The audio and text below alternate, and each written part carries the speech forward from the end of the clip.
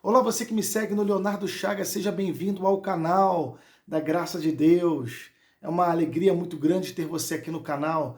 Aqui nós teremos conteúdo de história do cristianismo, teremos conteúdo da graça de Deus e vários temas importantes para o seu crescimento espiritual. Se você puder, por favor, se inscreva no canal, curta e compartilhe. Hoje eu gostaria de falar com vocês um assunto fundamental, um assunto importante.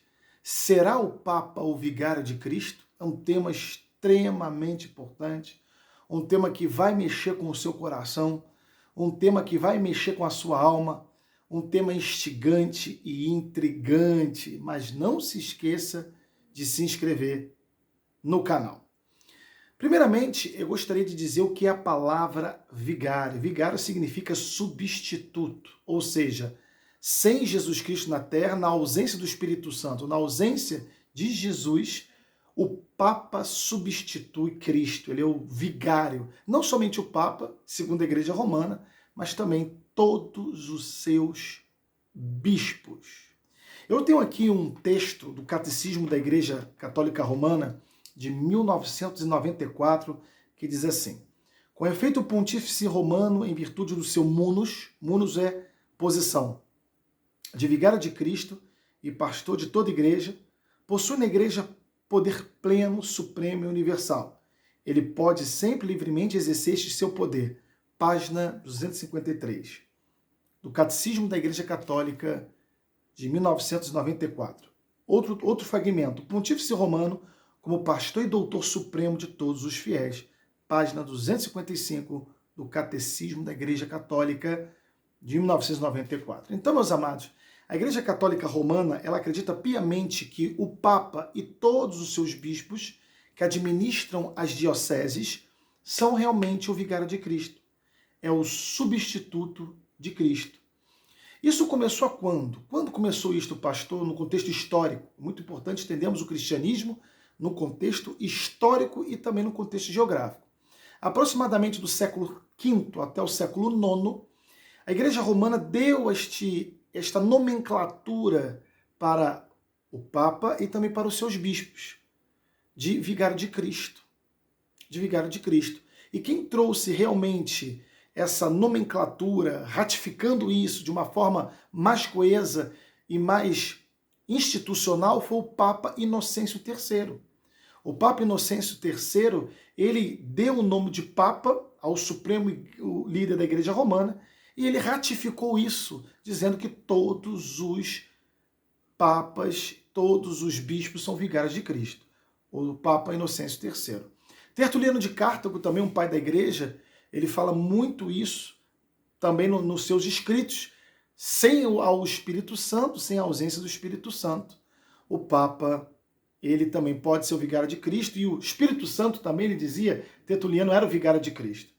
Enfim, o Concílio do Vaticano II, na década de 60, ratificou isso tudo, dizendo realmente que o vigário de Cristo é o Papa e os seus bispos. Ao longo da história da Igreja, a Igreja Romana, infelizmente, ela deturpou as Escrituras. Vários aspectos foram mudados. Começou bem a Igreja Universal.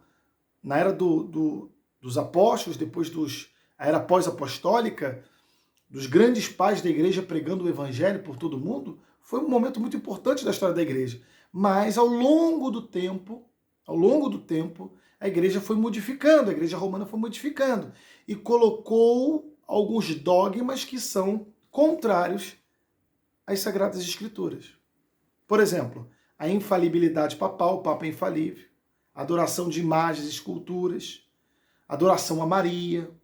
Então, vários aspectos foram sendo mudados dentro da igreja, até que no século XVI, Martinho Lutero faz a Reforma Protestante, já contestando também um dogma, a indulgência, a compra de salvação. A pessoa era salva se ela pagasse uma quantia ao Papa, ao arcebispo daquela região, o arcebispo de Mogunça, e Johann Tetzel era o nome dele na época de Lutero, Johann Tetzel. Enfim, será que isso está de acordo com a Bíblia Sagrada, o Papa ser o substituto de Cristo? A Bíblia diz, no livro de Colossenses capítulo 2, versículo 10, que Jesus é o cabeça de tudo. Jesus é o cabeça de tudo. Jesus é o cabeça de todo principado e potestade. E no livro de João, capítulo 14, versículo 16, está escrito assim, se você puder acompanhar comigo, enquanto a igreja romana, ela eleva o Papa a supremo pastor e doutor da igreja, a palavra diz ao contrário. João 14, 26 diz assim, mas o Consolador, o Espírito Santo, a quem o Pai enviará, em meu nome, esse vos ensinará todas as coisas e vos fará lembrar de tudo o que vos tenho dito. Então é Deus que vai nos ensinar, é Jesus que nos ensina. É Ele que é o cabeça. Não é o magistério da igreja romana que tem o poder de trazer o conhecimento para as pessoas. Está equivocado. Não estamos aqui contra religião nenhuma, tá bom? Não estamos aqui contra religião nenhuma, por favor. Eu só estou explicando a história da igreja para vocês que estão me acompanhando aqui no canal. História da igreja. E com embasamento bíblico. Isso que é importante. João 16, 13 diz assim a palavra do Pai, falando quem guia Jesus, não é o magistério. Ele diz assim, quando vier, porém, o Espírito da verdade, ele vos guiará toda a verdade, porque não falará por si mesmo, mas dirá tudo o que tiver ouvido e vos anunciará as coisas que hão de vir. Então é Jesus que ensina, é a palavra que tem poder, não é a igreja evangélica que tem poder, não é a igreja católica que tem poder, não é o candomblé que tem poder, não é o espiritismo que tem poder, é a palavra de Deus que tem poder. Ele que guia. Então está aqui alguns versículos bíblicos que Jesus, ele é o cabeça, é ele que guia, não é o Papa que guia. Jesus habita conosco para sempre, o Papa não habita conosco para sempre. João 14, 16 diz assim a palavra do Senhor. Preste atenção. Eu rogarei ao Pai e ele vos dará outro consolador, a fim de que esteja sempre convosco. Então o Espírito Santo sempre estará conosco e nunca vai nos abandonar. Então, infelizmente, a igreja romana, ela está totalmente equivocada. Totalmente equivocada. E outro assunto interessante também é que a igreja de Roma fala que o Papa, que Pedro, o apóstolo Pedro, é o substituto do Papa. Pedro é o primeiro Papa. Primeiro que Pedro era casado, não poderia ser Papa. Segundo que Pedro, ele não tinha a autoridade para fazer isso. O Senhor falou que ele deveria apacentar as ovelhas, o Senhor falou que daria a chave do reino dos céus. Mas quando o Senhor fala para ele, Pedro, sobre esta pedra edifica a minha igreja, é sobre ele Jesus. Pedro negou Jesus 3 vezes. E Pedro mesmo disse, em 1 de Pedro, capítulo 5, versículo 1, que ele era presbítero da igreja. 1 de Pedro, capítulo 5, versículo 1, diz assim, rogo, pois, aos presbíteros que há entre vós, eu, presbítero com eles, testemunhas do sofrimento de Cristo, e ainda coparticipante da glória que há de ser revelada. Então Pedro está dizendo aqui que ele é presbítero, ele não é papa. Lá em Atos capítulo 10, versículo 25, o homem se encurva para Pedro para adorá-lo, e ele fala, não faça isso, que eu sou homem que nem você. É muito importante você entender isso. Pedro não é papa, Pedro não foi o primeiro papa, o Papa não é o vigário de Cristo. Isso tudo, infelizmente, a igreja romana tem enganado as pessoas. Efésios capítulo 5, versículo 23. Efésios capítulo 5, versículo 23, diz assim a palavra do Senhor. Preste atenção.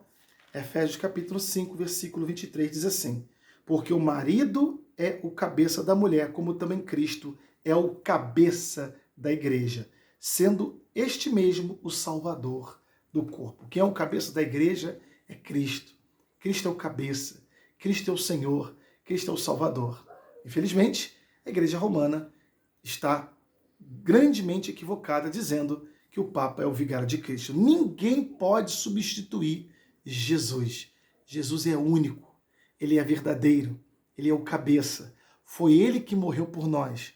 Não foi Maria que morreu por nós.